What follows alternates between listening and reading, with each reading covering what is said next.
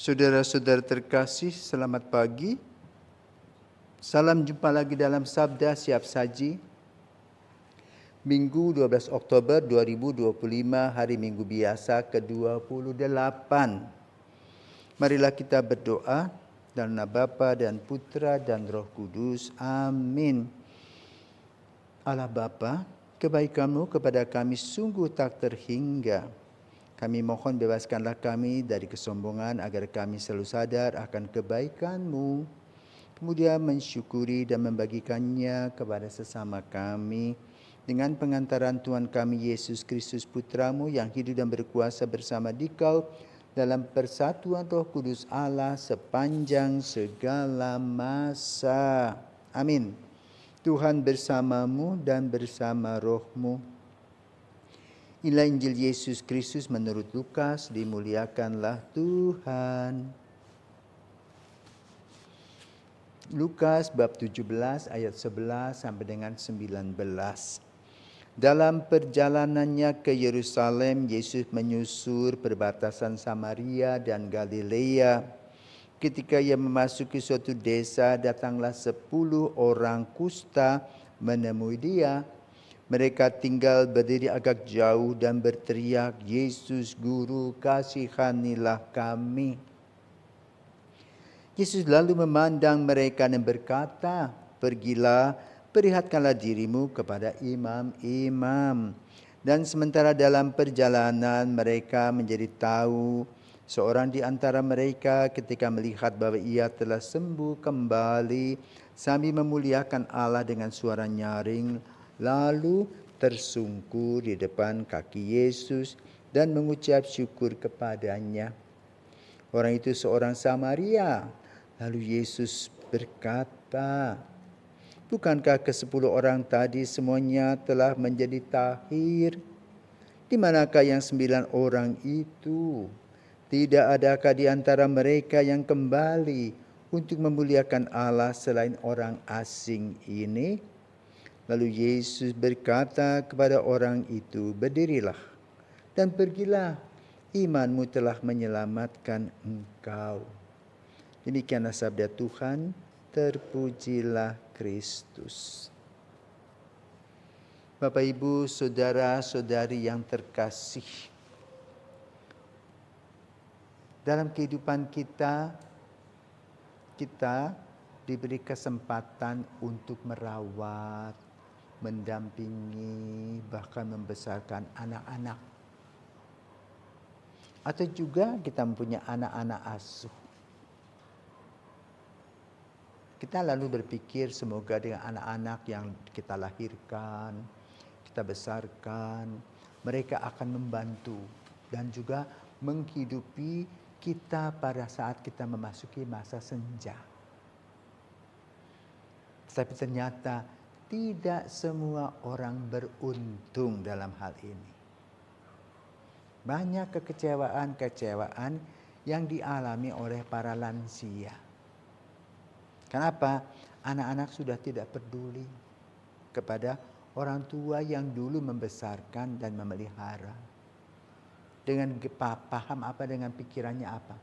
Orang tua itu kan wajib membesarkan kami. Ketika kami sudah besar, kami juga wajib memelihara anak-anak kami dan keluarga kami. Sehingga maaf ya, dengan mama, papa seperlunya. Mungkin sikap itu menyakitkan.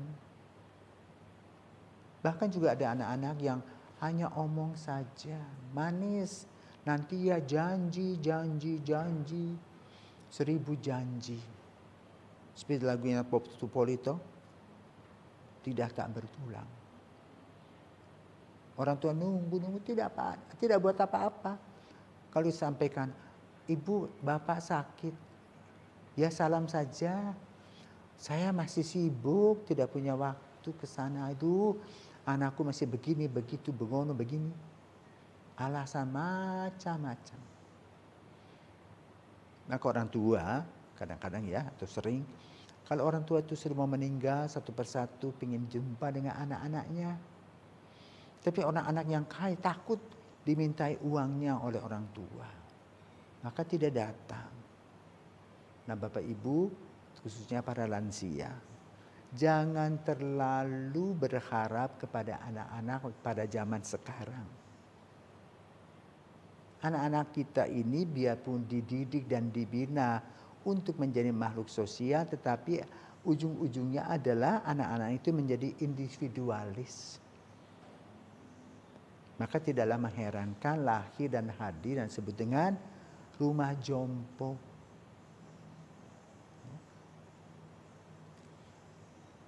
Ada sebuah cerita yang boleh katakan cukup mengenaskan.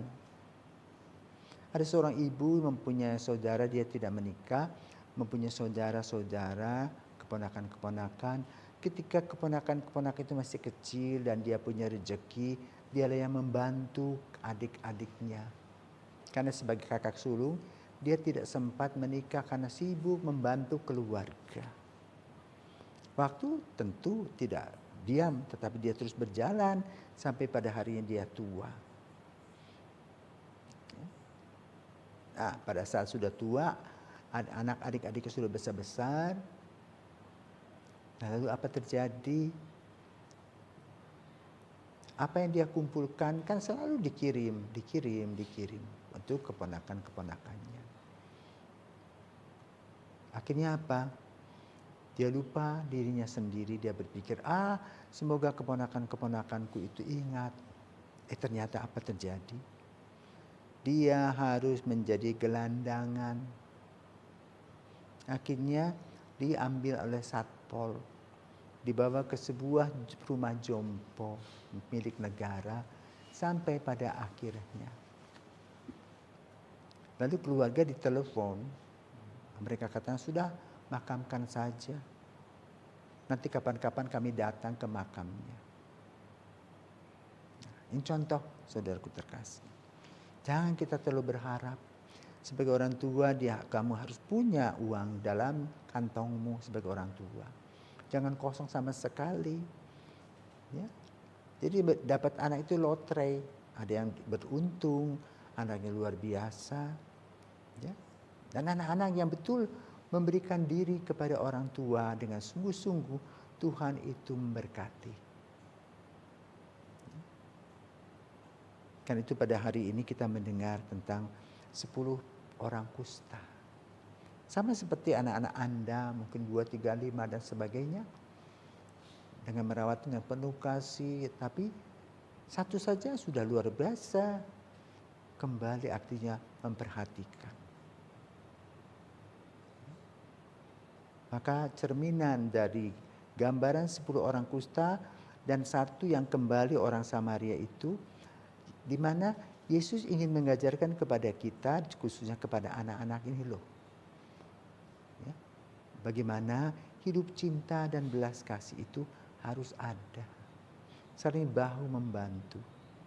Anak yang mencintai orang tuanya, mengasihinya dengan sungguh-sungguh, mempunyai rezeki berbagi, maka anak itu mendapatkan berkat. Seperti kasusnya Ishak, Esau dan Ishak. Esau dan Yakub, bukan Esau dan Ishak. Esau dan Yakub. Esau itu kan masa bodoh dengan orang tua. Sementara Ishak peduli dan perhatikan, dan dialah yang mendapatkan begitu banyak hal yang berkaitan dengan berkat-berkat dari orang tuanya, yaitu Ishak itu. Maka Israel kemudian Yakub yang menjadi Israel itu tumbuh sampai sekarang. Sementara yang lainnya sudah menghilang. Tetapi yang namanya Israel masih terus berjuang. Itu kenapa?